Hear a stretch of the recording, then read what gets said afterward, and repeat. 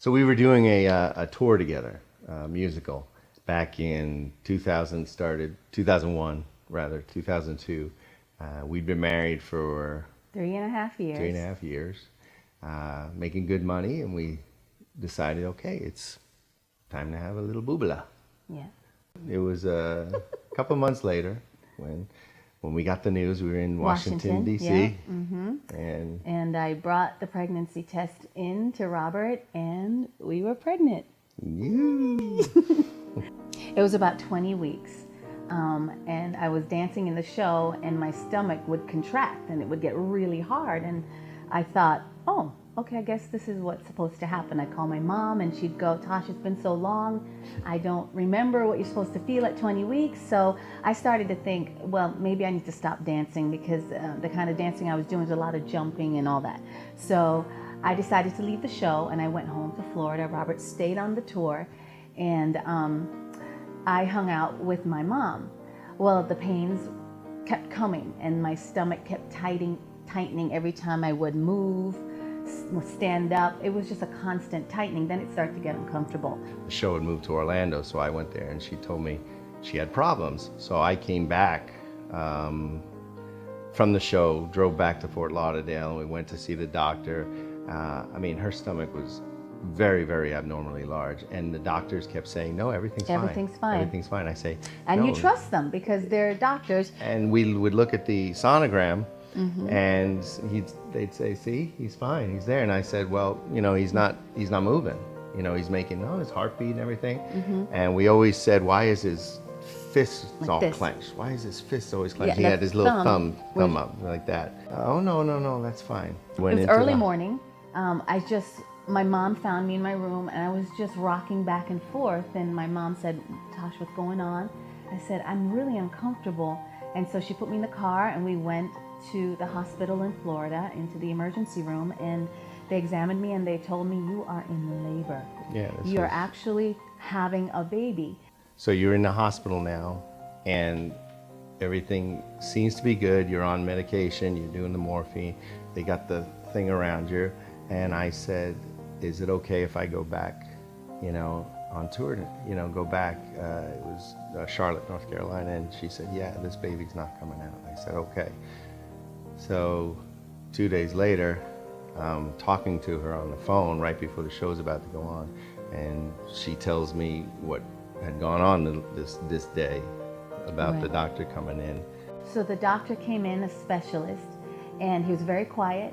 And he said, I need all the nurses, I need a needle, I need a bucket and an ultrasound, and I need it now. And 2 nurses, Jamaican nurses, held both my hands on either side of the bed, and they started singing spiritual hymns. They started humming and singing. And I was a little nervous, and then I started to just pray. And the doctor said to me, we have to get this baby out of you now.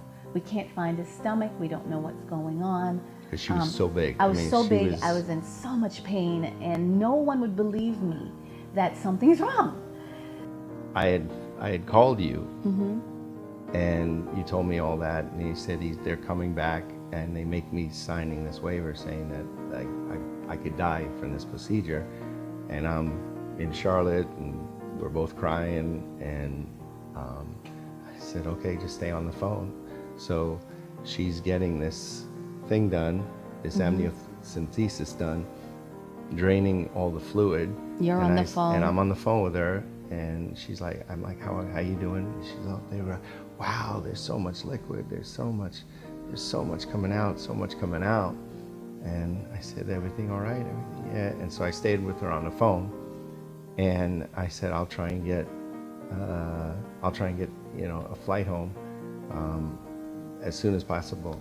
So we go into labor. The room is loaded with doctors from the NICU, and my mom and Robert's still not there. I'm in We the call him. airport. I'm in the airport. He's in the airport, yeah. And I'm And- on the phone with him, ready to deliver this baby naturally. And she delivered the baby over the phone. Over the phone. I heard everything on the phone. I'm standing against the window at the airport, with my head on the window like this, and I'm listening. as she's Delivering our first delivering baby birth, boy. and she's someone. I think your sister was holding the phone to you, and I'm okay, and she's delivering the baby, I'm pushing and I'm talking to him, and I'm crying, and she's crying, and then the baby comes out, yeah. and, He and doesn't make a sound. He He didn't comes make- out, doesn't make a sound. I'm like, why isn't he crying? Why isn't he crying? I was still on the phone, and I said, "What are they doing?" And Right. she said, "I don't know.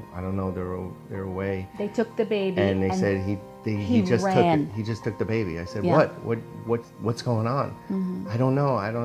And the so- doctor ran with him to the NICU. So I get there, and she was Passed out. drowsy, and I woke her up, and I said, have you seen him yet? And she said no. And I said, well, I'll wait for you. And you said, no one's told me anything. And then it's like 4 or 5 hours later. I said, no one's told you anything? No. And she said, go see him. Go see our son. And I said, all right. So I went down, and they escorted me into the NICU, and he had his own, and there was a nurse there with him, and he had, wires all over him, and he was just laying there, and he just kept making, all these little jerks. And I had asked her all these questions. Why is that? And she's like, well, it could be this, could be that. We're taking tests. They and don't stuff. tell you much They because the don't tell you doctor's much. not there. So Yeah. I went upstairs, and I told, Tashi what I saw and how he was doing. And a little while later, whatever it You was, put me in a we put wheelchair, you in a wheelchair, and we you wheeled brought me her down. and she got to see him and touch him, and he responded. And I stood up out of the wheelchair and I looked in and I saw him, and I heard God say, it's going to be all right. He is mine. they had put him in his own little corner. He had his own special corner in the NICU. He was growing, but he wasn't getting any better. He was being fed through a tube. He never opened his eyes. He never opened his fists. He had to have these special little mitts on to keep his hands open. So he had something called arthrogryposis, which was a tightening of the his body. muscles. So that's what we saw on the ultrasound. He already had a brain Well, we didn't. problem. Yeah, he had a brain problem, and nobody knew that until he was over a month old. And they were able to give him an MRI, and they discovered a piece of his brain missing on his His cerebellum. yeah. About that, they couldn't even describe how small it was. And that it's was needed. missing And it was so needed. You have to to have control this. all his Part of to your body. to control Everything, breathing, movement, all of it. all your muscle movement. So we called in other doctors, other specialists from other children's University of hospitals, Miami. right? And they came in and they all said the same thing. There's nothing we can do. There's nothing we can do. We had a talk with the doctors, and they said, what do you want to do? First of all, we had come to terms with God. We had talked, and We knew realized we knew he that wasn't going to live. he wasn't going to. This is something that this is a test of our faith. Right. This is something this is no life for him. It was a very unique place in there. When I stayed with him in there, you see all these other babies, they're going through some crazy stuff, and I felt like, okay, God, I'm with you, you're with me, I feel it, I'm being strong here. I would change him, I would bathe him, which he loved. He loved his bath. Loved his baths. And one day this lady said, we have help groups. Would you like to go to one? And I said, no, I'm good. Thank you very much. And immediately I felt God's Spirit say, are you kidding me? You need to go in there, because I was holding up. Believe it or not, we were holding up in this awful situation. Yeah, and our strength was, our faith was strong. our faith Very was strong. I just knew that, God, was you're gonna going to be get okay. us through this. It was gonna be This is okay. so big. This is so huge. And I just knew that you were the one that was going to give us the strength that was needed to get through this. So I went into these meetings and I met all these women who they couldn't Had no even faith. had no faith. They couldn't even function. And I was looking around the room and I just knew what God wanted me to do. And I just spoke of him. I spoke of God's goodness in this horrible situation, and I spoke of his faith and how I'm getting through this. We decided, we'd remove the tube from him on March 16th, Which was his due his date. delivery date.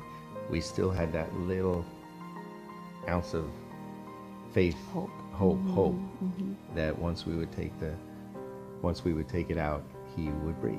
Which is the breathing tube, yeah. So we took it out, and I took it out. They took out they took off all the wires, and we held him, and he did his little gasp, and he put his head on my shoulder, and Tashi was right here, so it was kind of like both our shoulders, and it was the first time that we were able to hold him Right.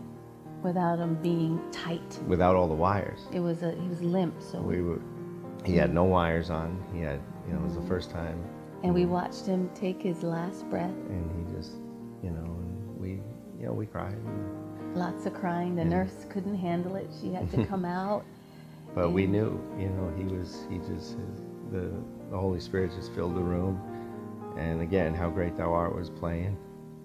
And, we knew the second he entered heaven, we felt it. When he was passing, there was a moment where he actually looked like he was coming to life, because I guess you take last breath. He did this little thing. So he was going, and then all of a sudden he went, and we were like, and we were like, oh my gosh! And then he Yeah, he went, and he went, and there was a peace there. I believe there that was a peace. heaven itself came into that room to get Caleb and take him home. And we walked out into the fresh air. I felt like God was saying, it is done. Go now and have another baby. And all that pain, everything that we went through in there was left behind. There was nothing left to grieve. We didn't need to grieve anymore, right? Didn't you feel that? No, so many people were saying like, oh, we're here for you if you need to talk. And Right. I know how long it was since, I lost a baby too, and this and that. And we're just like, And we're okay. fine. We're okay. We held on to God so much. We We got- never let go. We got him. We knew that he was in control. We Yeah. knew. It's incredible how God just had such grace and mercy for us. And we held on to him real tight. And now we have two beautiful Two beautiful children. children. Selah and Canaan. Canaan, who looks just like Just